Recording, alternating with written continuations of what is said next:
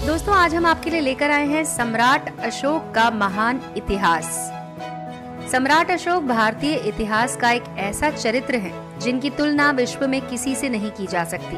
भारतीय मौर्य साम्राज्य के शासक थे जिन्होंने भारतीय उपमहाद्वीप पर शासन किया था। इनका पूरा नाम अशोक बिंदुसार मौर्य है और इनका जन्म स्थान पाटलिपुत्र में है। इनके पिता का नाम था राजा बिंदुसार। अशोक ने मौर्य शासक बिंदुसार और माता सुभद्रांगी के बेटे के रूप में और मौर्य साम्राज्य के संस्थापक चंद्रगुप्त मौर्य के पोते के रूप में जन्म लिया। इनका पूरा नाम देवानाम प्रिय अशोक मौर्य, जो कि राजा प्रियदर्शी देवताओं के प्रिय थे। उन्हें मौर्य साम्राज्य का तीसरा शासक माना जाता है। ऐसा कहा जाता है कि सम्राट अशोक को कुशल सम्राट बनाने में आचार्य चाणक्य का बहुत बड़ा योगदान रहा।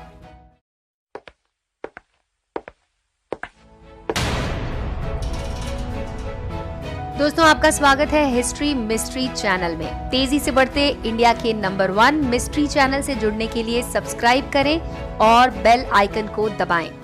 आइए आपको दिखाते हैं सम्राट अशोक का बचपन। अल्पायु में ही उनमें लड़ने के गुण दिखाई देने लगे थे, इसीलिए उन्हें शाही प्रशिक्षण दिया गया। वे एक उच्च श्रेणी के शिकारी भी कहलाते हैं। उन्होंने केवल लकड़ी की एक छड़ी से शेर का शिकार किया था। जिंदा दिल शिकारी और साहसी योद्धा। उनके इसी गुणों के कारण उन्हें उस समय मौर्य साम्राज्य के अवंती में हो रहे दंगों को रोकने के लिए भेजा गया। दोस्तों मौर्य साम्राज्य सम्राट अशोक ने अफगानिस्तान के हिंदकुश में अपने साम्राज्य का विस्तार किया था। उनके साम्राज्य की राजधानी पाटलिपुत्र, जो कि मगध आज का बिहार है, और साथ ही उप राजधानी तक्षशिला और उज्जैन भी थी। अशोक ने अपने आप को कुशल प्रशासक सिद्ध करते हुए 3 साल के अंदर ही राज्य में शांति स्थापित की। उनके शासनकाल में देश ने विज्ञान और तकनीक के साथ साथ चिकित्सा में काफी तरक्की की। उन्होंने धर्म पर इतना जोर दिया कि प्रजा ईमानदारी और सच्चाई के रास्ते पर चलने लगी। चोरी और लूटपाट की घटनाएं बिल्कुल बंद हो गयी। अशोक घोर मानवतावादी थे। रात दिन जनता की भलाई के काम किया करते थे। उन्हें विशाल साम्राज्य के किसी भी हिस्से में होने वाली घटना की जानकारी रहती थी। धर्म के प्रति कितनी आस्था थी, इसका अनुमान इसी बात से लगाया जा सकता है कि वो बिना 1000 ब्राह्मणों को भोजन कराए स्वयं कुछ नहीं खाते थे। कलिंग युद्ध अशोक के जीवन का आखिरी युद्ध था, जिससे उनका जीवन ही बदल गया। अशोक ने कलिंग राज्य के खिलाफ एक विध्वंसकारी युद्ध की घोषणा की थी। उन्होंने कलिंग पर जीत हासिल की। इससे पहले उनके किसी पूर्वज ने ऐसा नहीं किया था। कलिंग के युद्ध में कई लोगों की मृत्यु होने के बाद अशोक ने बुद्ध धर्म को अपना लिया था। कहा जाता है कि अशोक के कलिंग युद्ध में तकरीबन 1 लाख लोगों की मौत हुई थी और 1.5 लाख लोग घायल हुए थे। इस युद्ध में हुए भारी रक्तपात ने उन्हें हिलाकर रख दिया। उन्होंने सोचा कि ये सब लालच का दुष्परिणाम है और जीवन में फिर कभी युद्ध न करने का प्रण लिया। इसके बाद अशोक ने धर्म परिवर्तन का मन बना लिया। उन्होंने बौद्ध धर्म अपना लिया और अहिंसा के पुजारी हो गए।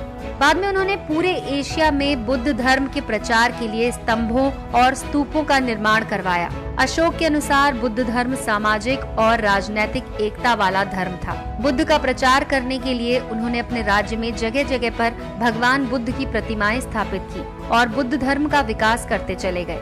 बौद्ध धर्म को अशोक ने ही विश्व धर्म के रूप में मान्यता दिलाई।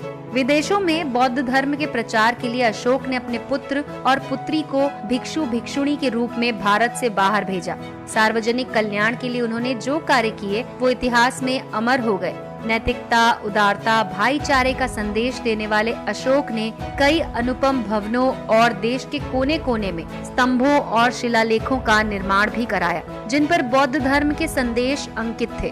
भारत का राष्ट्रीय चिन्ह अशोक चक्र और शेर की त्रिमूर्ति भी अशोक महान की ही देन है। ये कृतियां अशोक निर्मित स्तंभों और स्तूपों पर अंकित हैं। सम्राट अशोक का अशोक चक्र, जिसे धर्म चक्र भी कहा जाता है, आज वो हमें भारतीय गणराज्य के तिरंगे के बीच में दिखाई देता है। त्रिमूर्ति सारनाथ, जो कि वाराणसी में है, वहाँ के बौद्ध स्तूप के स्तंभों पर निर्मित शिला मूर्तियों की प्रतिकृति है। अशोक का अर्थ दर्द रहित या फिर चिंता मुक्त होता है। अपने आदेश पत्र में उन्हें देवनाम प्रिया और प्रियदार्शिन कहा जाता है। कहा जाता है कि सम्राट अशोक का नाम अशोक के पेड़ से ही लिया गया था।